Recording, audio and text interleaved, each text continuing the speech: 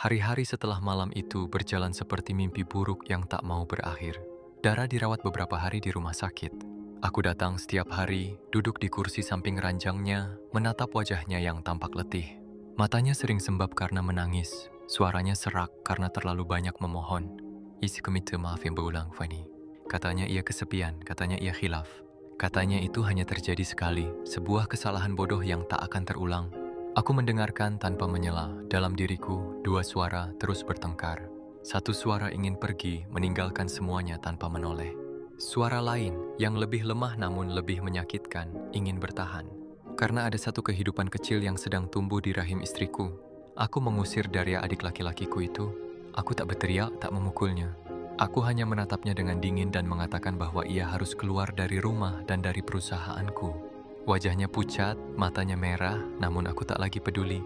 Dalam satu malam, aku kehilangan adik, atau mungkin baru menyadari bahwa aku tak pernah benar-benar memilikinya. Setelah Dara pulang dari rumah sakit, kami kembali ke rumah yang sama.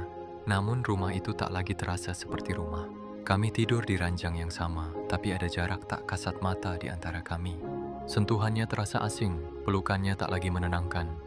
Setiap kali aku menatap perutnya yang perlahan membesar, hatiku bergetar antara harap dan curiga.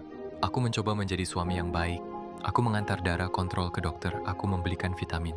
Aku mendengarkan keluhannya tentang mual dan lelah.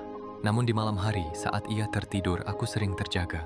Menatap langit-langit kamar, bertanya pada diriku sendiri, apakah aku benar-benar memaafkan atau hanya menunda kehancuran. Dara berusaha keras memperbaiki semuanya. Ia lebih perhatian, lebih lembut, lebih patuh dari sebelumnya. Ia seolah ingin menebus dosa dengan kebaikan yang berlebihan. Dan aku membiarkannya. Aku memilih diam. Aku memilih bertahan. Aku memilih percaya, atau setidaknya berpura-pura percaya. Karena aku takut kehilangan segalanya. Aku takut mengulang sejarah orang tuaku. Aku takut menjadi ayah yang meninggalkan. Aku takut jika aku pergi sekarang, aku akan menjadi pria pengecut yang lari dari tanggung jawab. Namun ketakutan terbesarku bukan itu. Ketakutan terbesarku adalah kemungkinan bahwa anak itu bukan anakku. Aku menolak memikirkan itu. Setiap kali pikiran itu muncul, aku menekannya dalam-dalam. Aku berkata pada diriku sendiri bahwa Tuhan tak akan sekejam itu padaku. Hari-hari berlalu. Waktu membuat luka tampak seperti mulai menutup, meski di dalamnya masih bernanah. Aku kembali sibuk dengan pekerjaan, namun kini aku lebih sering pulang cepat. Aku ingin berada di rumah, mengawasi, menjaga. Atau mungkin, mencurigai, aku dan Dara kembali menjalani peran sebagai pasangan, tapi tanpa kehangatan yang sama. Kami tertawa di depan orang lain, tapi sunyi saat berdua.